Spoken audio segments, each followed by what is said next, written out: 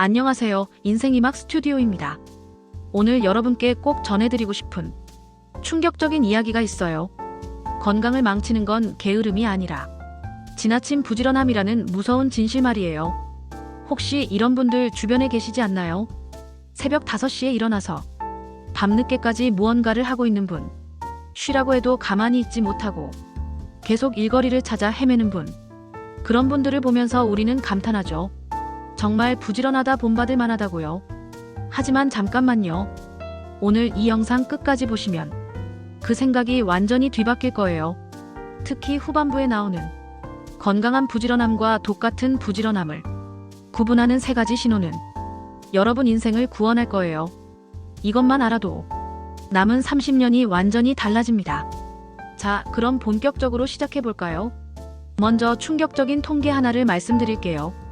병원에서 만나는 60대 이상 환자 중에서 가장 많은 비율을 차지하는 분들이 바로 평생 성실하게 살아온 분들이에요.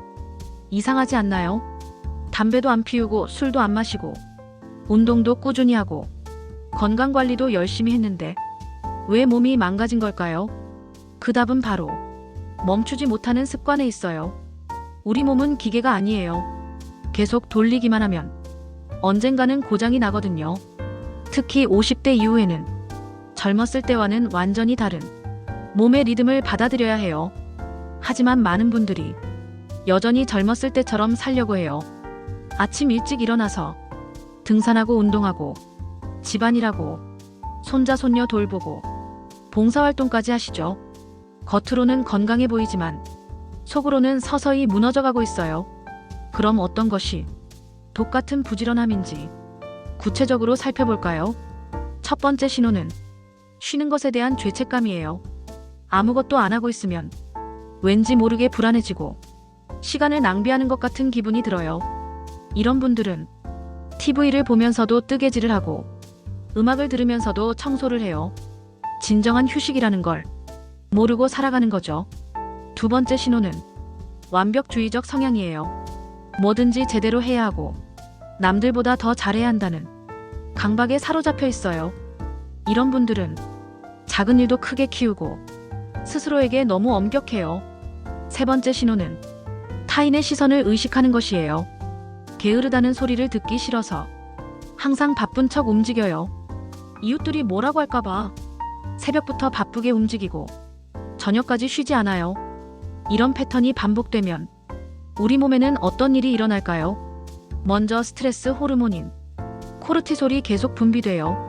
이 호르몬이 만성적으로 나오면 면역력이 떨어지고 혈압이 올라가고 당뇨병 위험도 높아져요. 또한 잠을 제대로 못 자게 되고 식욕 조절도 어려워져요.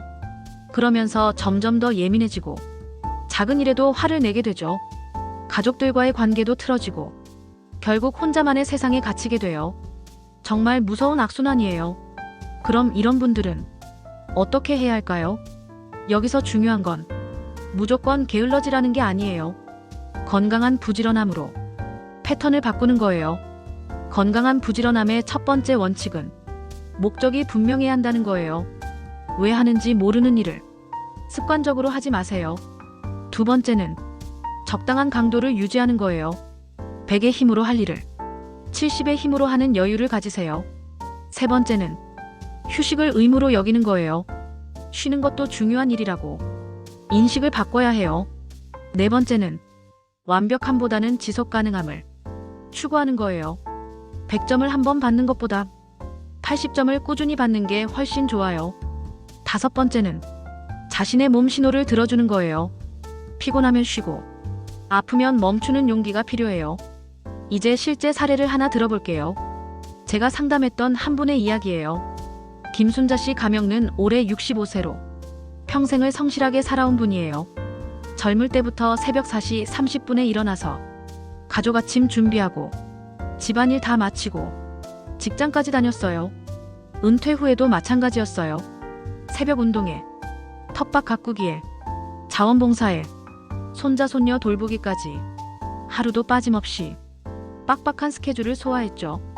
주변 사람들은 모두 김순자 씨를 부러워했어요. 그런데 어느 날 갑자기 가슴이 답답하고 숨이 차기 시작했어요.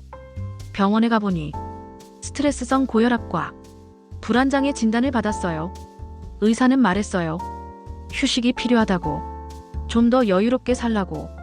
하지만 김순자 씨는 도저히 쉴 수가 없었어요. 쉬고 있으면 불안하고 죄책감이 몰려왔거든요. 이게 바로 독 같은 부지런함의 전형적인 모습이에요. 그럼 김순자 씨는 어떻게 변화했을까요? 먼저 하루 일과표를 다시 짰어요. 기존에 10가지 일을 했다면 5가지로 줄였어요. 대신 한 가지를 더 깊이 있게 즐기기 시작했어요. 운동도 매일 1시간씩 하던 걸 이틀에 한 번 30분으로 줄였어요. 텃밭도 매일 가던 걸 일주일에 3번으로 바꿨어요. 가장 중요한 변화는 오후 2시부터 4시까지를 완전한 휴식 시간으로 정한 거예요. 이 시간만큼은 아무것도 하지 않기로 했어요. 처음엔 정말 힘들었대요. 가만히 있으면 온갖 생각이 다 들었거든요. 하지만 한 달, 2달 지나면서 몸의 변화를 느끼기 시작했어요. 혈압이 안정되고 잠도 깊게 자게 되고 마음도 한결 가벼워졌어요. 그리고 놀라운 일이 생겼어요. 예전보다 시간이 줄었는데도 더 많은 일을 해낼 수 있게 된 거예요. 집중력이 높아지고 효율성도 좋아졌거든요. 이게 바로 건강한 부지런함의 힘이에요. 그럼 지금부터 여러분도 실천할 수 있는 구체적인 방법들을 알려드릴게요. 첫 번째 방법은 하루 중 완전한 휴식 시간을 정해두는 거예요. 최소 1시간에서 2시간 정도 아무것도 하지 않는 시간을 만드세요. 이 시간에는 핸드폰도 보지 마시고 TV도 켜지 마세요. 그냥 가만히 앉아서 숨 쉬는 것만 느껴보세요. 두 번째는 일주일의 하루는 완전한 쉬는 날을 만드는 거예요. 이날만큼은 계획된 일이 아무것도 없어야 해요. 하고 싶은 일만 하고 하기 싫으면 안 해도 되는 그런 자유로운 하루를 만드세요. 세 번째는 완벽주의를 내려놓는 연습이에요. 80점이면 충분하다는 마음가짐을 가지세요. 100점을 위해 쏟는 그 20점의 에너지를 휴식에 투자하는 거예요. 네 번째는 남의 시선을 의식하지 않는 연습이에요. 이웃이 뭐라고 하든 가족이 뭐라고 하든 내 몸이 원하는 대로 살아보세요. 다섯 번째는 작은 변화부터 시작하는 거예요. 갑자기 모든 걸 바꾸려고 하지 마시고 하나씩 천천히 바꿔나가세요. 예를 들어 이번 주에는 오후 30분만 아무것도 안 하기, 다음 주에는 저녁 식사 후 1시간 휴식하기, 이런 식으로 단계적으로 접근하세요. 여기서 잠깐, 혹시 이런 생각 드시나요? 나이 들어서 게을러지면 더 빨리 늙는 거 아니야? 아니에요. 오히려 적절한 휴식이 노화를 늦춰줘요. 스트레스가 줄어들면 세포 재생 능력이 높아지고 면역력도 강화돼요. 또 다른 걱정도 있으실 거예요. 쉬다 보면 습관이 무너져서 아예 아무것도 안 하게 되는 거 아니야?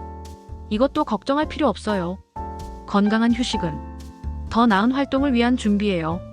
마라톤 선수도 매일 42km를 뛰지 않잖아요. 훈련과 휴식을 적절히 조절하면서 최고의 컨디션을 만들어가죠. 우리 인생도 마찬가지예요. 이제 좀 더 구체적으로 어떤 상황에서 멈춰야 하는지 알아볼까요? 몸이 보내는 경고 신호들이 있어요. 첫 번째는 잠이 얕아지는 거예요. 밤에 자주 깨거나 아침에 일어나도 피곤하다면 이미 과로 상태예요. 두 번째는 소화불량이 자주 생기는 거예요. 스트레스가 쌓이면 위장 기능이 떨어져요.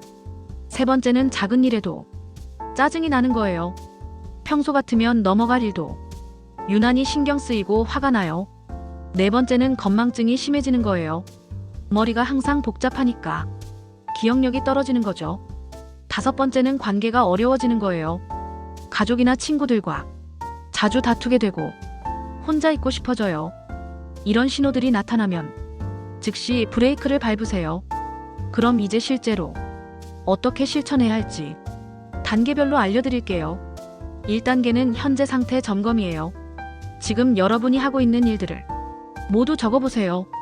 그리고 각각에 대해 꼭 해야 하는 일인지, 하고 싶어서 하는 일인지, 습관적으로 하는 일인지 구분해보세요. 2단계는 우선순위 정하기예요. 정말 중요한 일 3가지만 남기고 나머지는 과감히 포기하세요. 포기하는 게 아니라 나중으로 미루는 거예요. 3단계는 시간표 다시 짝이에요. 하루 24시간 중에서 최소 3시간은 완전한 자유시간으로 만드세요. 이 시간에는 의무감 없이 하고 싶은 것만 하세요. 4단계는 몸의 소리 듣기 연습이에요. 매일 아침 일어나서 몸 상태를 체크해 보세요. 피곤하면 일정을 줄이고 컨디션이 좋으면 평소대로 하는 거예요. 5단계는 주변 사람들과의 소통이에요. 가족들에게 새로운 생활 패턴을 설명하고 이해를 구하세요. 혼자서는 바꾸기 어려우니까 주변의 도움이 필요해요. 여기서 정말 중요한 포인트가 있어요. 바로 죄책감을 버리는 거예요. 쉬는 것이 게으른 게 아니라는 걸 명확히 아셔야 해요. 쉬는 것은 다음을 위한 준비이고 더 나은 내일을 위한 투자예요. 우리가 젊었을 때는 무리해도 금방 회복됐어요.